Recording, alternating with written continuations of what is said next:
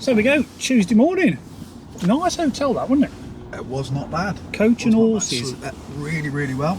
Breakfast was a bit small. Yeah. Yeah, but it did me. So what's the plan, boss? I want to go over there, but I don't think I'm allowed. So I'm going to go down here, turn around,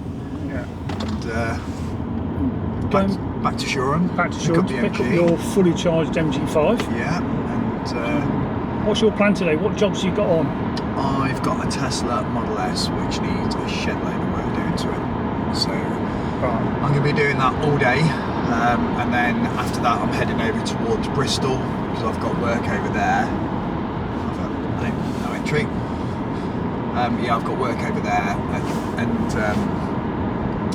I've got a couple of jobs over that way tomorrow. So cool. It's been a long time since we've done that, John. Since we've sat down and eaten dinner and chilled. And well, it's 800 miles that stops that happening, really, isn't it? Yeah, definitely. And now you're not doing so much servicing in Scotland because your business is growing. Yeah. Well, even when we did meet, it was in England. Yeah. It was England, wasn't it? Yeah. Yeah, just it was North England, but. The only time you've come to Orkney is when we had that Robert Llewellyn thing. We had like open, fully charged. Yeah. Yeah. You came up for that. That's when you took the Twizy out, didn't you? You and Kate, with Kate in the back, getting buffeted, and that's when you fell in love with the Twizy. And then you went, "Hey JP, how about if I take the Twizy from Aberdeen down to Silverstone for the first fully charged?" And you did that. What an odd decision. Yeah, after we'd raced to Whiteleaf up to Aberdeen docks. And it was through the night. I was knackered, and got to Aberdeen docks. I was really, really tired. And you went, "Yeah, okay, see you, JP," and you jumps in the Twizy and drives back down to Leicestershire. Yeah, you're quite right in the head. No, completely. I don't know what I was thinking. I think what I was thinking was not rational. It was just odd decision making, and I put it down to the fact that I was so tired. Do you remember your battery on your iPhone kept failing? And you remember how you heated up your battery? On the headlight. On the headlights of the Twizy. That was at the Gibbons Centre. That doesn't have any Gibbons. Gibbons without Gibbons Centre. Yeah. It was good, that was. Well, it was good for me to watch it on a video. So, following morning, it still feels like a bit of a bargain. It does. Driving beautifully, completely blown away by this. I feel like you've really landed on your feet with it. Yeah. Although I've not really looked at the outside yet, because like you say, it's got a few marks, a few blemishes. And chips to the bonnet, scuffs to the wheels. But for 110k, you expect that, don't you? Yeah. It really, really looks alright. It just looks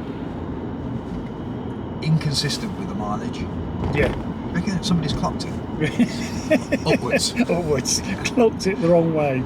Yeah. So clocking still goes on then. I think the thing you need to worry about is, so what most people do is they clock a car prior to its first MOT. Yeah. So there's no record of it, and it's generally a taxi. So they'll buy a high mileage Skoda Octavia or Skoda Superb, for example, with 150,000 miles on it. Put it back to 60. Put it through its first MOT, and everything looks okay then, doesn't it? It looks like it's genuine. If it's not had servicing, do you know what I mean? Yeah. Then you're okay. But when you've got records of the mileage and then you start fiddling around with it, then there's problems. The other thing is, the manufacturers are getting quite clever with it, where back in the day it used to be the instrument binnacle or the body control module which stored the mileage. Now the headlight ECUs store it. Really? Because they want to know mileage on components. Right. So it's in all sorts of ECUs, so you can't just go and change it out of one. I didn't know because that. then there'll be a mismatch. Yeah, so component ECUs have it logged as well. So they've got time and mileage and date stamps. So headlights clock the mileage. Headlight ECUs. So not the headlights themselves, but the ECU that's bolted to it. Yeah. That's why sometimes you see people who repair damaged vehicles. They buy second-hand headlights. They have to get them coded to the car. Yeah, exactly that. Yeah. And, that makes sense. It is bonkers when you think that back in the day you just go, yeah, take that one off there and put it on here and plug it in, and now you plug it in and nothing happens, and you're like, why? You can't do nothing without a computer. The most sophisticated electronics on my first car were the points, which at the time blew my mind. You know, getting an emery board and getting rid of the peaks on the contacts of the points and the feeler gauge, and I don't think there was any computers in a Mark II full Cortina. No, there wasn't. I remember the Mark II was the one that you used to push the screen wash with your left foot, wasn't it? That was I'm going to really show me age. And that was the Ford Escort. That had a squishy because my mate had one. I'm pretty sure the Cortina had it. The Mark I might have had it. The Mark II, it was the screen wash knob. You had to pump with your finger on the dash to make it squirt. Minis had a pump on the floor, and I think the Mark I Cortina. I could be wrong. Yeah, somebody will put us right. Yeah. Somebody will come in and go, well, I had all them cars. Yeah. So answers below, please. Do you remember old cars, like 60s vehicles, where you had to clean the windscreen by pumping the pump on the floor with your left foot? I know early Minis had it, and I'm sure the Mark I Cortina, but the Mark II, it was a progression. It was a knob on the dashboard that you pumped. Well, I hope your trip to Brighton moves a bit faster than this. Forget my trip to Brighton, mate. What about your trip to Orkney? So this morning's plan is, after I faffed around a bit with Shoreham and caught up with the manager there, I'm heading to Cambridge to pick up the seats from an eBay seller. And I've messaged in this morning, said I'll be there about 3 o'clock. So I've got loads of time today. I've got a good old trip round the right-hand side of the 25, M25, to get up to Cambridge. Just remember to pay the crossing. Which way are you going? You're going north side, aren't you? So you're going to go to the M4. I don't know. I just looked at it last night on Google Maps, and it's like up and like anti-clockwise. Anti-clockwise, yeah. Yeah, you'll go over the Dartford crossing then. You've got to pay? Well, you'll go under it. Yes, but you pay it online at night. Oh, okay. Yeah. So yeah, I really do fancy a road trip. I don't know what sort of road trip we could do. Well, you're doing one. Have a feel to see how you feel after doing Brighton to Orkney, and if it's something that you want to continue to do. But yeah, but if not, we can grab a couple of cars and go down to Land's End, have a night down there, stay down there, have a bit of dinner and a few beers, and then we can. It's funny how things have progressed, because not 5-6 years ago it was a big thing, and now loads of YouTubers have done Land's End John O'Groats. So was that numpty with an Audi e-tron? No, Porsche Taycan was a bit of a loudmouth. I don't watch his videos because he irritates me. Mick somebody, and he raced a £2,000 diesel BM, and the BM beat him, and he's just a numpty, and he just does his videos for clicks and this, that and the other. Never heard of it. But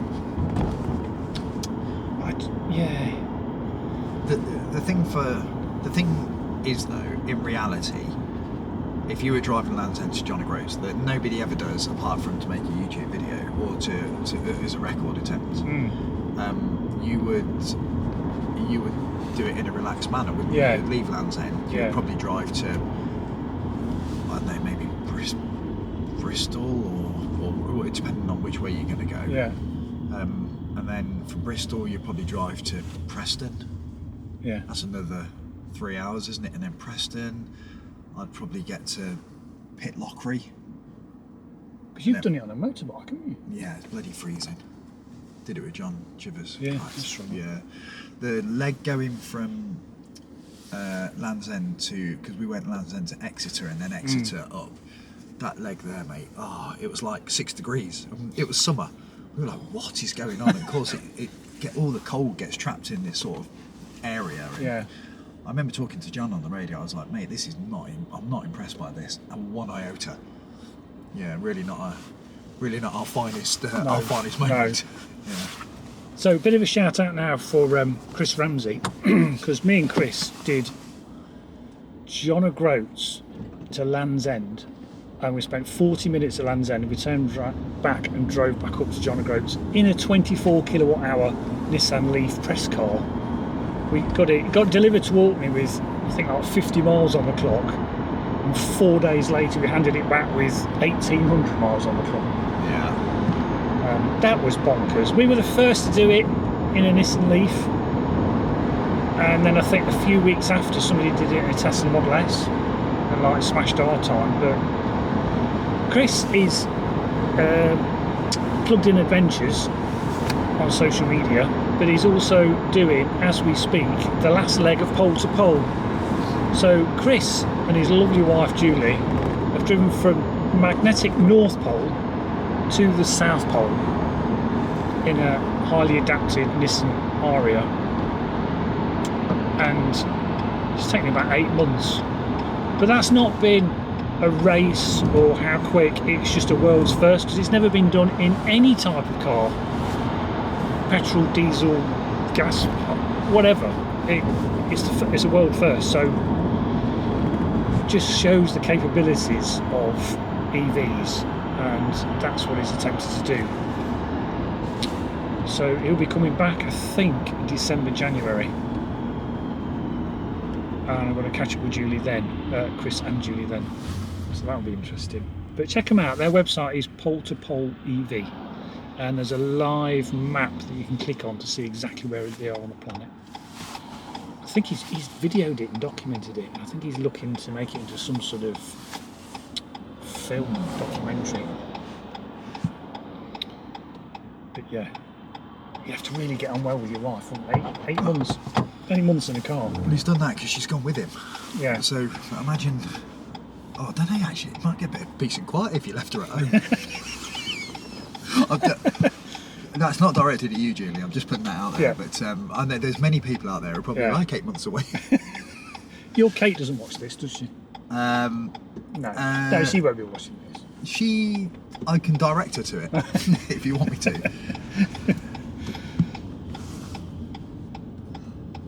Well, I'm completely and utterly gobsmacked by this. I am. There's not many things that cause you to be gobsmacked. Well, impressed, yeah, but you know, it's just, it doesn't feel like a car that's done that type of mileage. No. It just feels like it's worn really well. Normally there's something hanging off. Okay, the seat bolster's gone, but you know, this is normally scrubbed and dirty and minging, and maybe it's just had a careful driver. You know, it's been high mileage, but it's been. This is just sat on the motorway, dual carriageway. Yeah, possible. My AMG, that's done 100,000, but I mean, I don't think, apart from it being minging, you wouldn't think that was well screwed together. Yeah. I was one impressed. There was nothing creaking on it at all. A lot of motorway miles though. Yeah. Indicator sounds like your grandfather clock. I think you can turn them down. I think you can.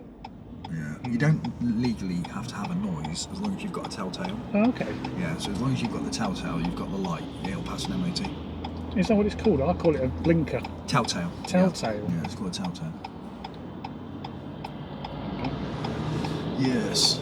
Well, that was the MOT rules many moons ago. They might have changed by then. Somebody's going to come on and go, God, you old fart, mate. That MOT law went out 25 years ago. And we used to have a stamper. Well, I didn't, but they used to have a stamper in a safe in the floor. Yes. Yeah. I to remember get out. that. Yeah, the MOT book and everything was kept in. You did an embossed address of the MOT station, didn't it? Yeah, you used to put it in, and it used to print it through the paper. And all the certificates were numbered, weren't they? Yeah. And you could buy one if your mate ran the MOT station.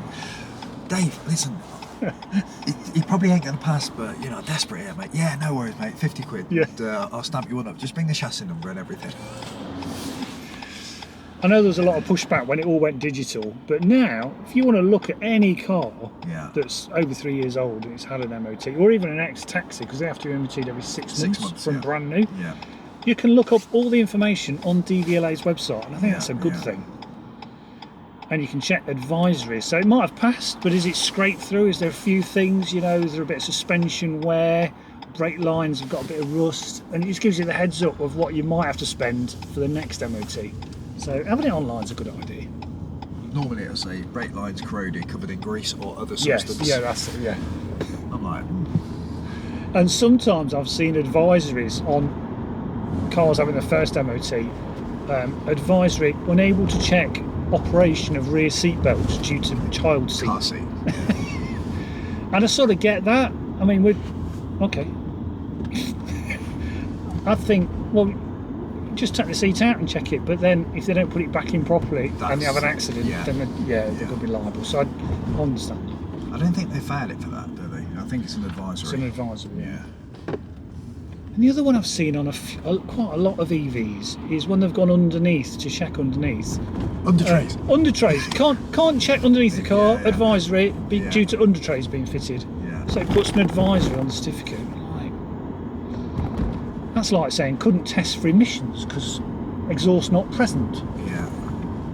Do you know what, John? I should have bought this. When you mentioned it, I should have gone, yeah, let's have that. Too late, my friend. Yeah.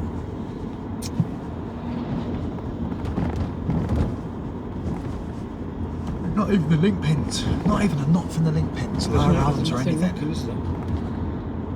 We jacked it up and had a look at all the tyres, the wheel bearings and the bottom arms last night, and nothing. Absolutely nothing. Hunky-dory. So it's been well looked after, because at this mileage, without a shadow of a doubt, the bottom arms would have gone. Yeah. Yeah, and definitely the anti-roll bar drop links. So that's why I want to get the check sheets, the workshop sheets from Renault to see what work it's had done. So I think that'll be interesting. But yeah, I don't see this very often. This has been dealer maintained and they've done a good job. Do you think it's been a company car? Because in which case the dealer can do what they want. They can fit what they want. Yeah, it's a lease vehicle. It was a lease vehicle, I think. Oh, yeah. Because it was Renault Nissan Finance. Right, okay. I'll see that. And everything was done on the dot. And the other good thing is, if you're looking at a 3-year-old car, just see when it was MOT'd. If it's MOT'd bang on its birthday or just before, it just puts you in the mind, well, the person who was driving that knew and made a note of when the MOT was due. It's not like they forgot about it. And to me, that always gives me an indication of the mindset of the driver or the leaseholder of, I've got to get that MOT'd on its 3rd birthday. And if they're thinking that about that, then they're going to look after the rest of the car. That's what I've always gone with. But if the MOT was like 3 months late, I'd be like, really? So, top tip. See if the first MOT was bang on the 3rd birthday of any vehicle. As well as the servicing being on time and stuff. For you.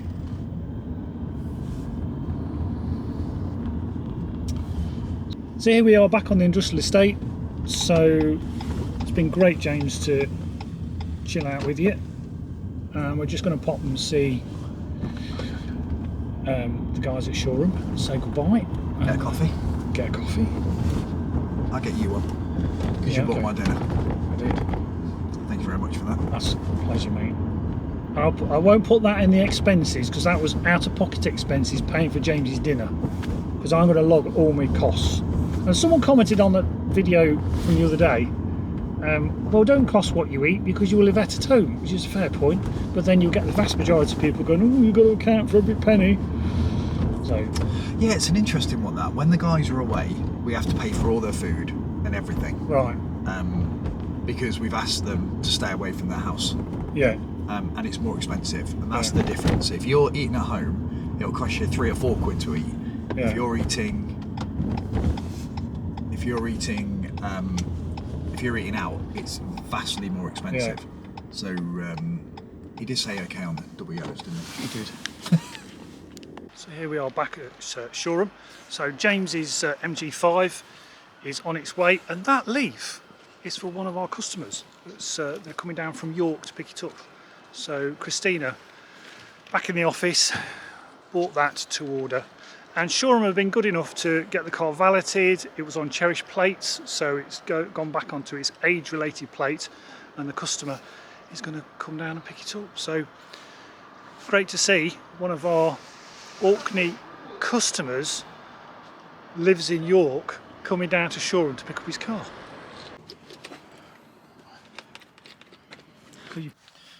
Live data, all signals. It's the 𝐇𝐎𝐏 out the front of the gate, yeah? Yeah. Alright, let's have a look. They always say that. Right, okay. They always say that. It's just... So all the cells... I think it's a configuration that it's reading something correctly, not that there's anything wrong. How many cells has the Zoe got then? I think 96, like the Leaf. I think it is 96, yeah. 96. Yeah. Buzz bars.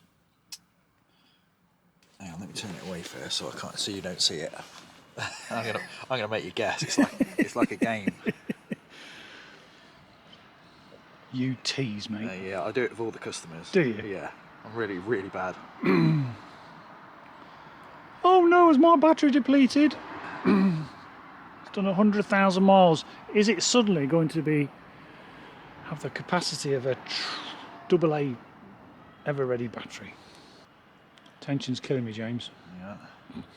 Right at the bottom. Right, so it showed me something there which told me that as it stands at the moment with 90, it's actually got 90% state of charge. It's saying 92, right, but it's mapped in a certain way because when a battery discharges, it discharges quicker in the lower percentage than it does in the upper. Yeah. Okay. Right.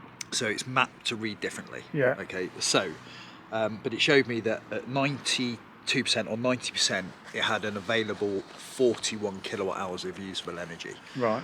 With 10% gone. 10% of a 50 kilowatt hour battery or 50, 51, whatever these is about 5.1. So, and you said it got 85% state of health. I think I was told 87.4 or something. So as it stands, it's showing me that it's got. Oh, I moved it.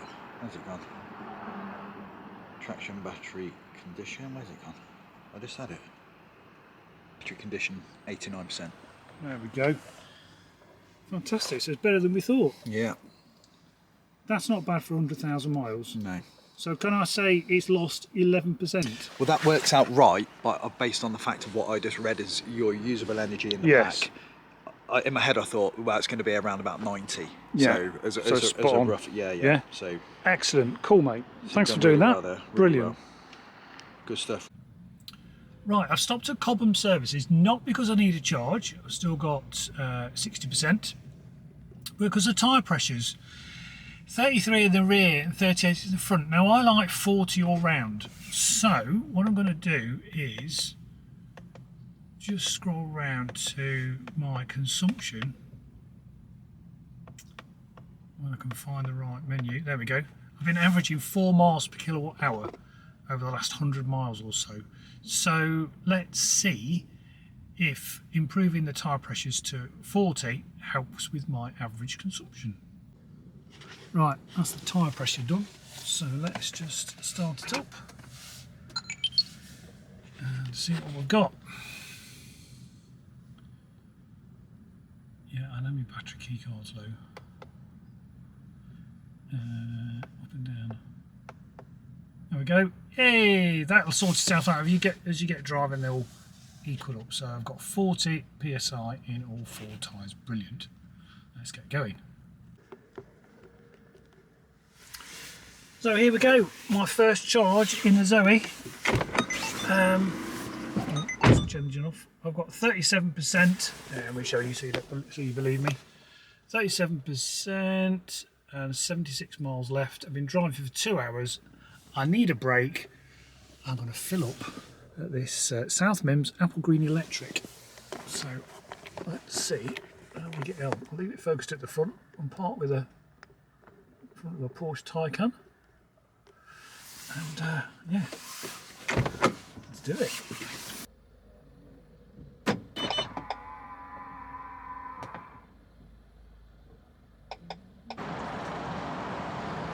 So here we go. Finally found one of the evergreen chargers at South Mims that works.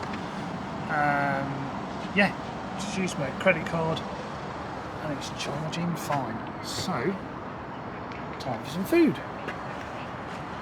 So, I've got... In a quarter of a mile, merge onto M1.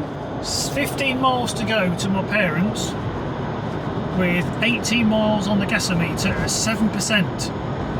Will I risk it? It's pretty cold. Will I risk it? Let's wait and see. So low battery light warning has just come on. I've got 11 miles to go with 15 on the gasometer, but I'm down to 5%. Bit touch and go. Oh, services coming up. How far away is the services? I can't remember. I'm sure there's a services before junction 21 of the M1. I've got 9 miles to the junction, and then it's only 2 miles to my parents. Let's see. Right, I think I've bitten off more than I can chew. Limited performance, 3% for 6 miles to go. Oh, it's going to be touch and go. Might be calling the AA. So top tip, 1.4 miles to go, and I've got 2%. So I reckon 2% is about 3.5 miles. So I think I'll be all right. So yeah, still not there yet. I've got about a mile to go with 2%, and I've sat in traffic. But let's see if I make it to my mum's. So yeah, still not there yet. I've got about a mile to go with 2%, and I've sat in traffic. But let's see if I make it to my mum's. So top tip, 1.4 miles to go, and I've got 2%. So I reckon 2% is about 3.5 miles. So I think I'll be all right. So there you go. I made it. So it's always good to occasionally really discharge an EV and charge it to 100%, and boy have I done that today. So my mum Your has destination got is on the right. a charge point, so I shall be availing myself of a charge point. Oh, she's moved the car ready. Oh, bless her. Bless her heart. So we've done it, folks. Yeah, the gasometer in the Zoe is very, very accurate. I'm well impressed with it. So there we go. That's the beeper. There's the charge point. So 1% left, and yeah, I am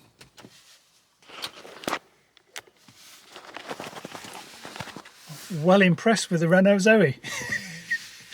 It's just like the good old days of driving to Orkney and doing crazy drives.